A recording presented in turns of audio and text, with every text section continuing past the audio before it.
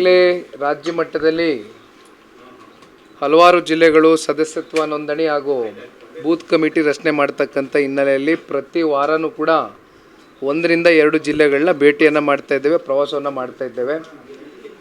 ಕೊಪ್ಪಳಕ್ಕೆ ಹೋಗಿದ್ವು, ಹಳೆ ಮೈಸೂರು ಪ್ರಾಂತದಲ್ಲಿ ಅನೇಕ ಜಿಲ್ಲೆಗಳಿಗೆ ಭೇಟಿ ಕೊಟ್ಟಿದ್ದೇವೆ. ಇವತ್ತು ವಿಶೇಷವಾಗಿ ಬಾಗಲಕೋಟೆ ಮತ್ತು ಬಿಜಾಪುರ ಜಿಲ್ಲೆಗೆ ಬಂದಿರತಕ್ಕಂಥದ್ದು.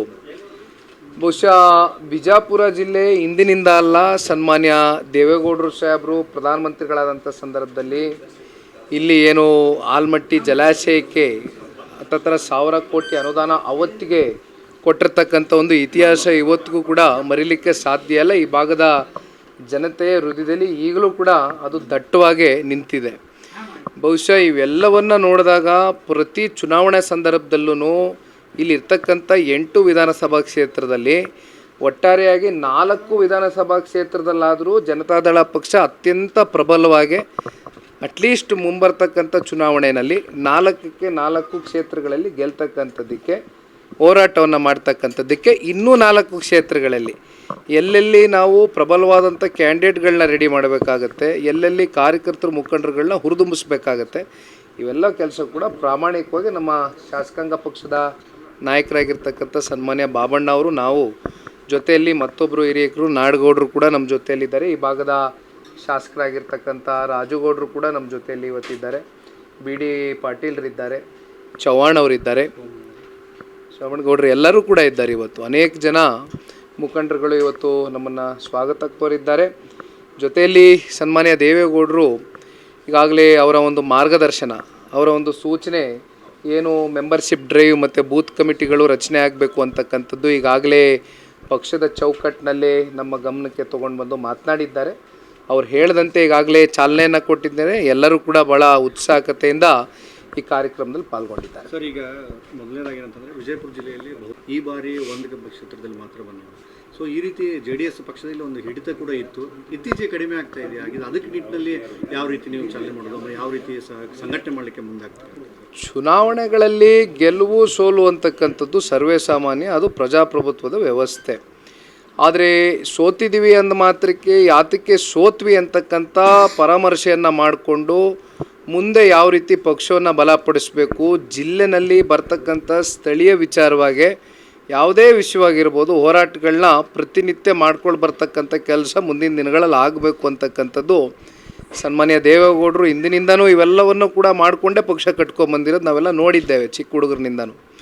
ಹಾಗಾಗಿ ಇವತ್ತು ಸದಸ್ಯತ್ವ ನೋಂದಣಿ ಆಗ್ತಾ ಇದ್ದಂಗೆ ಸ್ಥಳೀಯವಾಗಿ ಯಾವುದೇ ಒಂದು ಸಮಸ್ಯೆಗಳಿದ್ದರೂ ಕೂಡ ಎದುರಿಸಿದ್ರು ಕೂಡ ಜನಗಳು ಅವರ ಜೊತೆಯಲ್ಲಿ ನಿಲ್ತಕ್ಕಂಥ ಪ್ರಾಮಾಣಿಕ ಕೆಲಸ ಹಿಂದೆನೂ ಕೂಡ ಜನತಾದಳ ಪಕ್ಷ ಮಾಡಿದೆ, ಮುಂದೆನೂ ಮಾಡ್ತೇವೆ ಅಂತಕ್ಕಂಥದ್ದನ್ನು ಹೇಳ್ತಾ ಇವತ್ತು ಸತ್ಯ ನೀವು ಹೇಳಿದ್ದು, ಇವತ್ತು ಒಂದು ಶಾಸಕರು ನಮಗೆ ಈ ಜಿಲ್ಲೆಯಲ್ಲಿ ಆಯ್ಕೆಯಾಗಿರ್ತಕ್ಕಂಥದ್ದು ರಾಜುಗೌಡರು.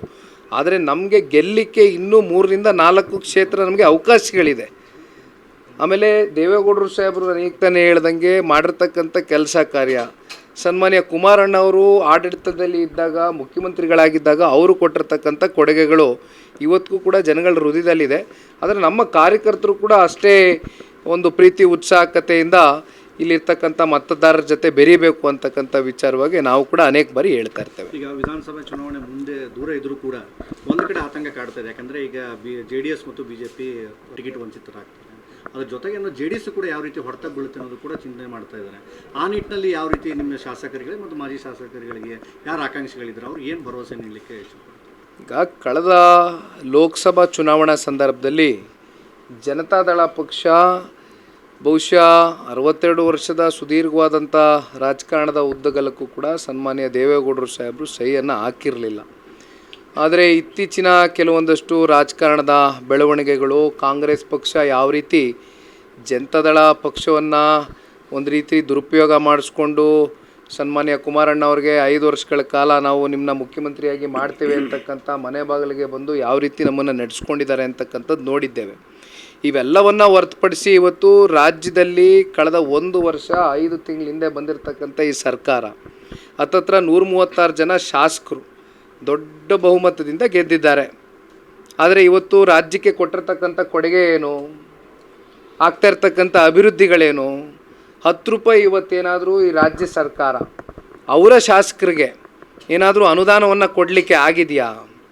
5 ಗ್ಯಾರಂಟಿಗಳ ಹೆಸರಲ್ಲಿ ಬಂದು ಇವತ್ತು ಆಡಳಿತ ಮಾಡ್ತಾ ಇರ್ತಕ್ಕಂಥ ಈ ಕಾಂಗ್ರೆಸ್ ಪಕ್ಷ ಅವರ ವೈಫಲ್ಯತೆಗಳು, ಭ್ರಷ್ಟಾಚಾರಗಳು, ಹಗರಣಗಳು ಪ್ರತಿನಿತ್ಯ ಬಯಲಿಗೆ ಬರ್ತಾ ಇದೆ. ನೀವೇ ನೋಡಿದ್ದೀರಿ ಮೂಡದಲ್ಲಿ ಏನಾಗಿದೆ. ಸ್ವತಃ ಈ ರಾಜ್ಯದ ಮುಖ್ಯಮಂತ್ರಿಗಳು ಅವ್ರ ಕುಟುಂಬದವರೇ ನೇರವಾಗಿ ಶಾಮೀಲಾಗಿದ್ದಾರೆ. ಸುಳ್ಳು ದಾಖಲಾತಿಗಳನ್ನ ಸೃಷ್ಟಿ ಮಾಡಿ ಇವತ್ತು ಏನಾಗಿದೆ ಅಂತಕ್ಕಂಥದ್ದು ನಿಮ್ಮ ಮುಂದೆ ಇದೆ. ಇನ್ನು ST ಸಮುದಾಯಕ್ಕೆ ಮೀಸಲಿಟ್ಟಿರ್ತಕ್ಕಂಥ ವಾಲ್ಮೀಕಿ ನಿಗಮಕ್ಕೆ ಅಭಿವೃದ್ಧಿ ಹಣ ಯಾವ ರೀತಿ ದುರುಪಯೋಗ ಆಯಿತು? 187 ಕೋಟಿ ಅಲ್ಲ, ಕೇವಲ 89 ಕೋಟಿ ಅಷ್ಟೇ ದುರುಪಯೋಗ ಆಗಿರ್ತಕ್ಕಂಥದ್ದು ಅಂತ ಸ್ವತಃ ಈ ರಾಜ್ಯದ ಮುಖ್ಯಮಂತ್ರಿಗಳು ಸದನದ ಒಳಗಡೆ ಮಾತನಾಡ್ತಾರೆ ಅಂತಕ್ಕಂಥದ್ದಾದರೆ, ಹಂಗಾದರೆ ಈ ಕಾಂಗ್ರೆಸ್ ಪಕ್ಷ ಇವತ್ತು ಯಾವ ರೀತಿ ನಡೆದುಕೊಳ್ತಾ ಇದ್ದಾರೆ? ಇವೆಲ್ಲವೂ ಕೂಡ ನಮ್ಮ ಮುಂದೆ ಇರ್ತಕ್ಕಂಥ ಪ್ರಶ್ನೆ. ಹಾಗಾಗಿ ನಮ್ಮ ಹೋರಾಟ ಸರ್, ಚುನಾವಣೆಯಲ್ಲಿ ಈ ಮೈತ್ರಿ ಇದ್ದಾಗ ವಿಜಯಪುರದಲ್ಲಿ ಟಿಕೆಟ್ ಮಾಡಲಿಲ್ಲ. ಅಲ್ಲ, ಇಲ್ಲಿ ಗೆಲ್ಲೋ ಚಾನ್ಸ್ ಇದ್ರೂ ಕೂಡ ಬಿಟ್ಕೊಟ್ಬಿಟ್ರು. ಇಲ್ಲಿ ಪ್ರಶ್ನೆ, ಕಳೆದ ಲೋಕಸಭಾ ಚುನಾವಣೆಯಲ್ಲಿ ನಾವು ಕೇಳಿದ್ದು 3 ಸ್ಥಾನನೇ. ನಾವೇನು ಹೆಚ್ಚಿಗೆ ಮಾಧ್ಯಮದಲ್ಲಿ 6 ಸ್ಥಾನ ಕೇಳಿದ್ರಂತೆ, 8 ಕೇಳ್ತಾರಂತೆ, 10 ಕೇಳ್ತಾರಂತೆ ಅಂತ ಚರ್ಚೆಗಳಿತ್ತು. ಯಾಕೆಂದರೆ ಮೊದಲನೇ ದಿನದಿಂದ ಕೊನೆ ಹಂತದ ಮೀಟಿಂಗ್ವರೆಗೂ ಸನ್ಮಾನ್ಯ ಕುಮಾರಣ್ಣ ಅವ್ರ ಜೊತೆ ನಾನು ಕೂತಿದ್ದೆ. ನಾನು ಭಾಳ ಸ್ಪಷ್ಟವಾಗಿ ಹೇಳ್ತೀನಿ. ಆದರೆ ಮುಂಬರ್ತಕ್ಕಂಥ ವಿಧಾನಸಭಾ ಚುನಾವಣೆಗೆ ಸಂಬಂಧಪಟ್ಟಂತೆ ನಮ್ಮ ಅಭ್ಯರ್ಥಿಗಳಿಗೂ ಸನ್ಮಾನ್ಯ ಕುಮಾರಣ್ಣ ಅವರು ಏನು ಹೇಳಿದ್ದಾರೆ, ನಾವು ಎಷ್ಟರ ಮಟ್ಟಕ್ಕೆ ತಳಹಂತದಲ್ಲಿ ಇವತ್ತು ಸಂಘಟಾತ್ಮಕವಾಗಿ ನಾವು ಸ್ಪೀಡಪ್ ಆಗ್ತೀವಿ, ಇವೆಲ್ಲವನ್ನು ಕೂಡ ಕ್ರೋಢೀಕರಿಸಿ ನಮ್ಮ ಪಕ್ಷ ಎಷ್ಟು ಬಲವಾಗಿದೆ ಆಯಾ ಕ್ಷೇತ್ರದಲ್ಲಿ ಅನ್ನೋದನ್ನು ಒಂದು ರಿಪೋರ್ಟ್ ತಯಾರಿ ಮಾಡಿ ಅಂತಿಮವಾಗಿ ದೆಹಲಿಯ ನಾಯಕರ ಮುಂದೆ ಇಡ್ತೇವೆ. ಹಾಗಾಗಿ ಇವತ್ತು ಸೀಟು ಹಂಚಿಕೆ ವಿಚಾರವಾಗಿ ಮಾತನಾಡ್ತಕ್ಕಂಥದ್ದು ಸೂಕ್ತವಾದ ಸಮಯನೂ ಅಲ್ಲ, ಸಂದರ್ಭ ಅಲ್ಲ. ಇದು ಸಂಘಟನೆ ದೃಷ್ಟಿಯಿಂದ